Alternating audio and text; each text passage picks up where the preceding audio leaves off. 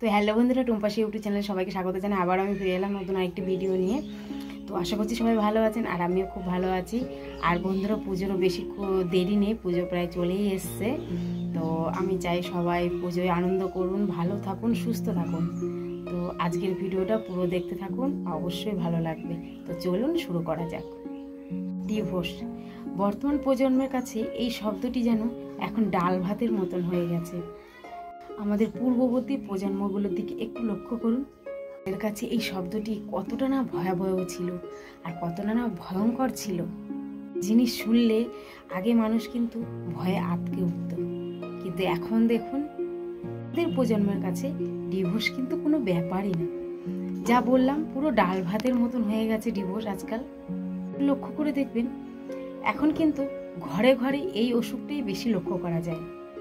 বর্তমানে দেখা যাচ্ছে ডিভোর্সের অনেক কারণ রয়েছে, তার মধ্যে মুখ্য একটি কারণ হলো প্রতিযোগিতা।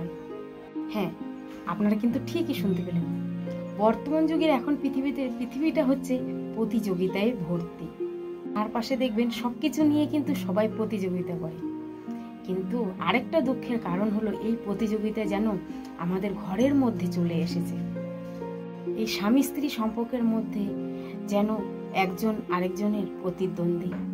সমান অধিকারের কথা কিন্তু সবাই বলতে পারেন, কিন্তু সমান দায়িত্ব নেওয়ার কথা কিন্তু কেউ বলতে পারেন না। সংসারের মধ্যে স্বামী স্ত্রীর মধ্যে মনে হয় যেন একজন আরেকজনের শত্রু কিংবা একজন আরেকজনের প্রতিদ্বন্দ্বী হয়ে উঠছে। অথচ একটি ঘরে দুজনের কিন্তু বন্ধু হওয়ার কথা, দুইয়ে মিলে জীবনে হয়তো 100 হওয়ার কথা, সেখানে কেউ হয়তো 70 দেবে, কেউ হয়তো 30, আবার 40 দিলে আরেকজন দেবে 60। তো আবার এমনও হয় কেউ যদি 50 দেয় তাহলে আমিও 50 দেব। এই 50-50 মিলেই কিন্তু 100 হবে। কিন্তু জীবনটা কিন্তু এমন নয়। আপনি যদি 70 দেন তাহলে পাশের মানুষটি কিন্তু 30 দেবে। এভাবেই কিন্তু 70 আর 30 আর 60 আর 40-এই কিন্তু 100 হয়। আপনি যদি মনে করেন সেই মানুষটি 30 দিয়েছে আর আমিও 30 দেব, তাহলে 30-এ 30 60 হবে, কখনোই 100 হবে না। যেমন তার জীবনের ক্ষতিগ্রস্ত হবে, একই রকম ভাবে কিন্তু আপনার জীবনেও ক্ষতিগ্রস্ত হবে। কারণ আপনার জীবনে কিন্তু 100 হচ্ছে না।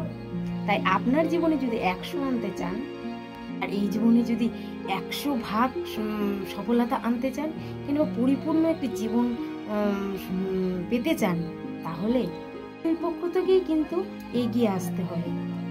দুই পক্ষেরই সন্ধি এবং সমঝোতার মাঝখানেই কিন্তু জীবন সুন্দর ও রঙিন হয়ে ওঠে। জীবন তো কোনো প্রতিযোগিতা নয়, জীবন তো একটি, তাকে সুন্দরভাবে যাপন করতে হয়। যদি এই প্রতিযোগিতা নিয়ে সবসময় ব্যস্ত থাকি, তাহলে আপনার জীবন যেমন দুর্বিষহ হয়ে উঠবে, সাথে সাথে পাশের মানুষটির জীবনও কিন্তু দুর্বিষহ হয়ে উঠবে। সুন্দর একটি সমাজ, সুন্দর একটি পরিবার, সর্বোপরি সুন্দর একটি জীবনের জন্য এগিয়ে আসতে হবে দুজনকেই।